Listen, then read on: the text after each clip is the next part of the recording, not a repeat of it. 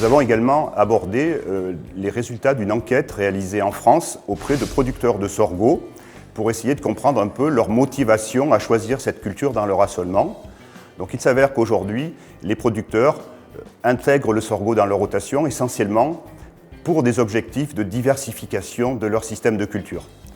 Donc cette diversification des systèmes de culture, par l'introduction du sorgho, a plusieurs objectifs. Essayer de trouver des moyens de production plus robustes face aux aléas, que ce soit les aléas climatiques ou les aléas économiques. Une autre motivation des producteurs, c'est d'essayer aussi de rendre leur système plus robuste vis-à-vis des problématiques de bioagresseurs. Donc effectivement, les producteurs, de ce fait, trouvent un intérêt à cultiver le sorgho. Malgré tout, ils ont des attentes vis-à-vis de cette culture. Ces attentes sont en particulier des attentes sur les résultats économiques. Donc ils attendent une culture qui leur assure un bon niveau de rémunération.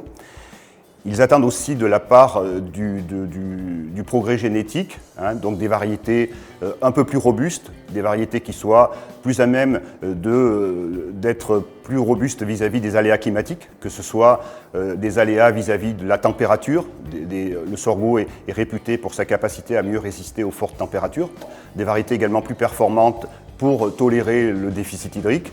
Et également des variétés plus performantes pour être capables d'être cultivées dans des régions un peu plus froides, un peu moins, où la température est un peu moins importante. Voilà. Les producteurs attendent également aussi de l'innovation pour essayer de trouver des solutions pour mieux gérer la culture, en particulier en matière de désherbage. Le désherbage est un point un petit peu difficile de la culture.